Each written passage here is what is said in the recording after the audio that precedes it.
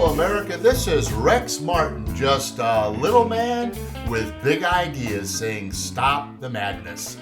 This is an editorial written by Michael Scottsdale on June 6, 2020, and I quote, "As I scroll through social media this week looking at what's happening to my family and friends, I, like many of you, have started to see an old slogan pop up and trend. We haven't seen this slogan of Black Lives Matter in a few months. I am certain all of you by this point in time have seen the videos and headlines of arrests in Minneapolis that lead to the untimely death of Mr. George Floyd. Like myself, you have all watched as spontaneous protests have popped up across the country and seemingly globally now. These protesters are mad over the death of Mr. Floyd at the hands of law enforcement. They are marching through the streets chanting Black Lives Matter, among other lines, some of which are just hate-filled nonsense. As I watch these protests grow and turn into violent riots, I ask myself, do they really care about black lives?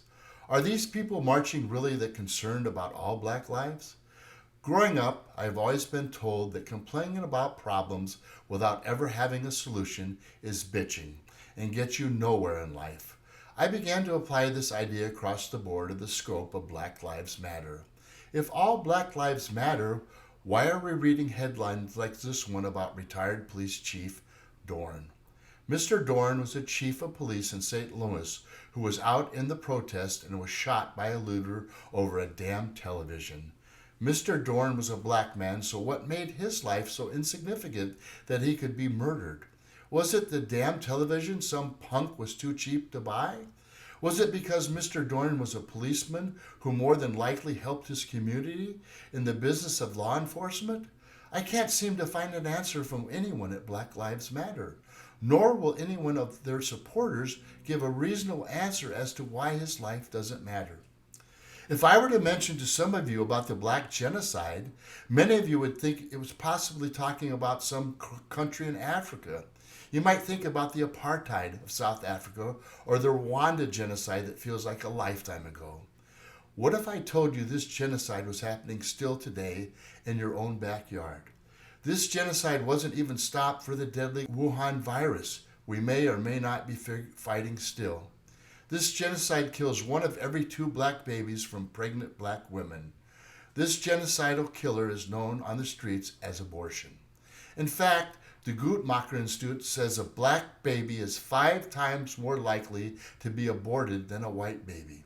Reverend H. Childress Jr. said the most dangerous place for an African American baby to be in is in the womb of their African American mother.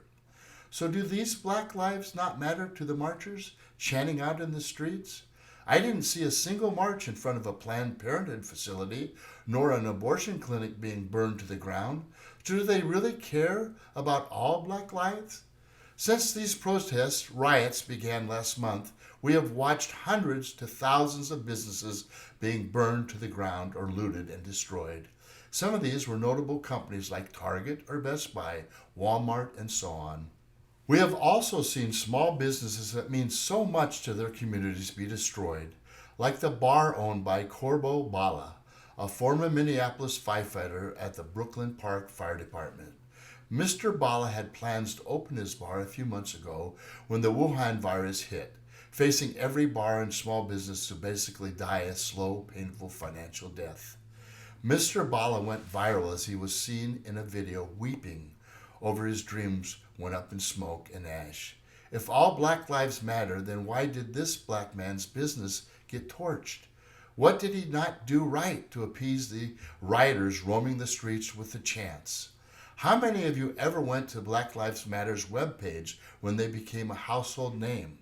I'm willing to bet that not many of you ever thought to even go look at what they stood for or what they had up on a mission statement to describe their goals and so on. You would think it would say stuff about anti-law enforcement and justice for all black lives or stuff of that nature.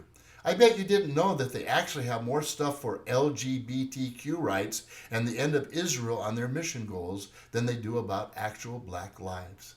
In fact, one of their stated goals is to end the patriarchal idea of a nuclear family. this giving way to single mothers and more fatherless children who are more likely to become violent members of society. If Black lives really matter, then why is an organization that is pushing for their lives to matter actually doing more to end their lives by taking away leadership from the homes? Most of all of us have been through primary education in our wonderful government-provided school systems, where we learned reading, writing, and math.